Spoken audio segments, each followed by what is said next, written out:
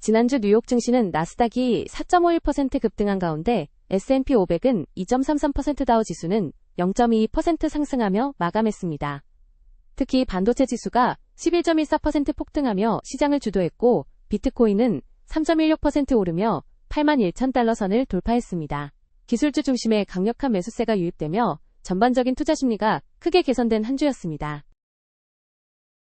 영국 지방선거 결과 집권 노동당이 1200석 이상의 의석을 잃으며 기록적인 패배를 당했습니다. 이는 1981년 마거릿 대처 정부보다도 나쁜 성적으로 특히 북부와 미들랜드 등 전통적 지지 기반이 나이절 파라지가 이끄는 리폼 UK로 대거 넘어갔습니다. 리폼 UK는 400석 이상을 추가하며 양당 체제의 종말을 예고했고 보수당 역시 지방에서는 고전했으나 런던 웨스트민스터 등 부유층 지역을 탈환하며 희비가 엇갈렸습니다. 이번 결과로 키어 스타머 총리의 리더십은 큰 타격을 입었으며 영국 정치는 다당제 지형으로의 급격한 지각 변동을 맞이하고 있습니다. 미국 노동부가 발표한 4월 신규 일자리는 11만 5천 개로 예상치의 2배를 기록하며 고용시장의 안정세를 증명했습니다.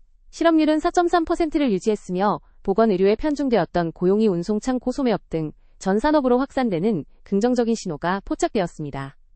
다만 기술산업과 금융권의 구직난은 여전하며 임금 상승률이 인플레이션과 유가 상승분을 따라가지 못해 실물 경제의 압박은 지속되고 있습니다. 전문가들은 이를 AI 붐이 주도하는 지표상의 호황과 서민들의 고충이 공존하는 분할 화면 경제라고 진단하며 연준이 당분간 금리를 동결할 것으로 인공지능 기술이 주식시장을 사상 최고치로 이끌고 있지만 정작 기술 분야의 일자리는 줄어드는 역설적인 상황이 벌어지고 있습니다. 메타, 마이크로소프트, 아마존 등 빅테크 기업들의 해고 발표가 이어지는 가운데에는 팬데믹 당시의 과잉 고용을 정상화하는 과정이자 비용을 절감해 AI 하드웨어에 집중 투자하려는 구조조정의 일환으로 분석됩니다. 특히 AI가 코딩 업무를 대체하면서 소프트웨어 개발 직군의 변화가 일고 있으나 한편에서는 AI 관련 구인 공고가 다시 늘어나는 등 기술 산업 내 인력 재편이 가속화되고 있습니다. AI 데이터 센터 운영을 위한 막대한 전력 수요가 발생하면서 미국에서 원자력 발전이 다시 주목받고 있습니다. 구글, 메타, 마이크로소프트 등 테크 기업들은 탄소 배출 없는 안정적인 에너지원을 확보하기 위해 원전 투자에 적극 나서고 있으며 심지어 과거 사고가 발생했던 3마일 섬 원전의 재가동까지 추진되고 있습니다. 1979년 사고 이후 수십 년간 금기시되었던 원자력은 이제 AI 경쟁에서 승리하기 위한 핵심 인프라로 인식되고 있으며 벤처 캐피털의 투자 규모도 2018년 대비 7배 이상 급증하며 새로운 에너지 시대를 예고하고 있습니다. 트럼프 전 대통령 시절 부과된 관세 정책에 대해 미국 국제무역법원이 우회적인 수입세 인상 시도를 기각하며 법적 패배를 확정지었습니다. 이에 따라 세관국경보호국 CBP 관세 환급 절차에 돌입했으나 공급망 단계별로 누가 환급금을 받을지를 두고 혼란이 일고 있습니다. 수입업자가 직접 환급을 신청해야 하는 구조 탓에 중간 도매상이나 소매업자 그리고 최종 비용을 부담한 소비자들에게 혜택이 돌아가기까지는 복잡한 협상과 법적 권리 논쟁이 이어질 전망입니다. 역사학자 조셉 무어 박사는 미국 300년 투자사를 분석하며 과거와 현재 부의 축적 방식이 근본적으로 변했다고 분석했습니다. 과거에는 투자 수익의 대부분이 배당금에서 발생했으나 현대에는 70% 이상이 자산 가격 상승에서 비롯되고 있습니다. 무어 박사는 복리의 마법이 현대의 긴 수명과 금융 시스템 덕분에 가능해진 최근의 현상임을 지적하며 투자자가 아닌 비즈니스 운영자의 관점에서 시장의 문제를 해결하는 것이 진정한 부를 쌓는 길이라고 강조했습니다. 또한 시대의 흐름을 읽는 통찰력의 중요성을 역설하며 엔비디아와 같은 연산 능력 기업에 대한 선제적 투자를 성공 사례로 제시했습니다. 미국 본토 기업들이 세제 혜택과 숙련된 이중 언어 인력을 확보하기 위해 푸에르토리코로 생산기지를 확장하고 있습니다. 푸에르토리코는 미국의 관할구역으로서 연방규제 체계와 지식재산권 보호를 그대로 적용받으면서도 본토와의 접근성이 뛰어나다는 장점이 있습니다. 현재 암젠, 루프트한자, 테크닉 등 고부가 가치 제조 및 항공우주 기업들이 이곳에서 활발히 운영 중이 미국 시장 진출을 노리는 기업들에게 비용 효율적인 대안으로 떠오르고 있습니다. 보파 글로벌 리서치의 슈리티 미슈라 전략가에 따르면 최근 발표된 고용지표는 시장 예상치, 컨센서스를 상회하는 강한 모습을 보였으며 특히 지난 2달간의 하향 수정치가 1만 6천 명에 불과해 3월의 수치가 우연이 아니었음을 입증했다고 합니다. 민간 부문 고용은 올해 평균 8만 6천 명을 기록하며 2024년 4분기 이후 가장 빠른 속도를 보였고 교육과 보건뿐만 아니라 무역, 운송, 건설 등 고용의 폭도 넓어졌다고 분석했습니다.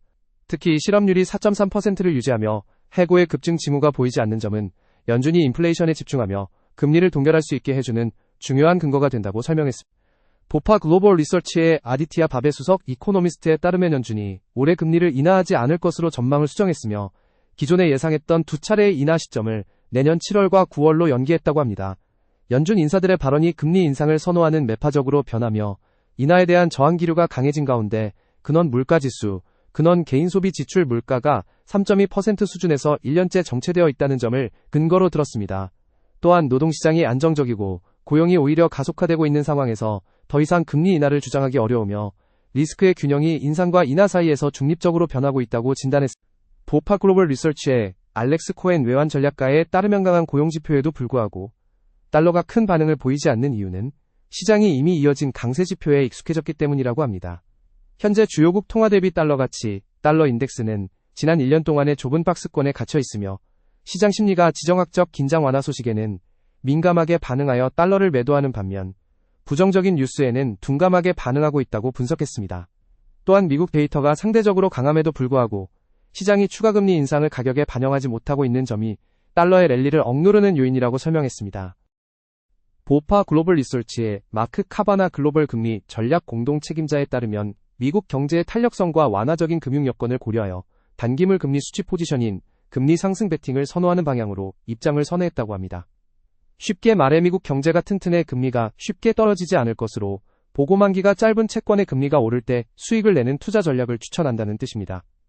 2년물과 5년물 간의 장단기 금리 차이가 줄어드는 수익률 곡선 평탄화 현상을 예상하는 동시에 5년물과 30년물은 금리 차이가 벌어지는 가팔라지는 흐름을 유지할 것으로 전망했습니다. 연준 내 금리 인하를 선호하는 사람들, 비둘기파이, 중립이나 금리 인상을 선호하는 쪽 매파로 돌아서고 있으며 향후 연준의 행보가 인하에서 동결 혹은 인상으로 옮겨갈 위험이 커졌기 때문에 단기물 금리 상승에 대비해야 한다는 것이 분석의 핵심입니다. S&P 500 종목별 등락 살펴보겠습니다. 먼저 상승 종목입니다. 데이터독이 42.43% 급등하며 가장 높은 수익률을 기록했고 아카마이 테크놀로지가 42.21%, 마이크론 테크놀로지가 37.73% 상승하며 그 뒤를 이었습니다. 반면 하락 종목으로는 조에티스가 27.44% 급락하며 가장 부진했고 CDW 코퍼레이션이 22.97%, 아리스타 네트워크스가 17.91% 하락하며 약세를 보였습니다. 섹터별 흐름입니다. IT 섹터가 8.43% 급등하며 압도적인 성과를 냈고 임해소비재가 1.32%, 소재 섹터가 0.47% 상승하며 상위권에 이름을 올렸습니다. 반면 에너지 섹터는 5.35% 하락하며 가장 저조한 성적을 거뒀고 유틸리티가 3.93%, 금융 섹터가 1.31% 하락하며 부진한 모습을 보였습니다. 국가별 ETF 수익률 확인해 보겠습니다. 주요국 중에서는 한국이 17.41% 급등하며 독보적인 수익률을 기록했고 일본이 4.44%, 미국 2.35%, 중국이 1.04% 상승했습니다. 전체 국가별 상위 3개국은 한국, 대만, 페루 순으로 나타났으며 하위 3개국은 사우디아라비아, 핀란드, 콜롬비아 순으로 집계되었습니다. 이번 주 주요 기업 실적 발표 일정입니다. 5월 5일 화요일에는 Credit Acceptance, Transsim Group, Gulfport Energy, Jackson Financial, Cummins, Assurant, Talon Energy, Jazz Pharmaceuticals 등의 실적 발표가 예정되어 있습니다. 5월 6일 수요일에는 United Therapeutics, H&M+R Block, Premerica, HCI Group, 센코라 등의 실적 발표가 예정되어 있습니다. 5월 7일 목요일에는 맥케이슨 WW Granger, Mercado Libre, Mettler Toledo International, Reinsurance Group of America, 코피, Polestar Automotive Holding UK 등의 실적 발표가 예정되어 있습니다. 투자자 여러분의 일정 관리에 참고하시기 바랍니다. 지금까지 2026년 5월 11일 주요 경제 뉴스였습니다.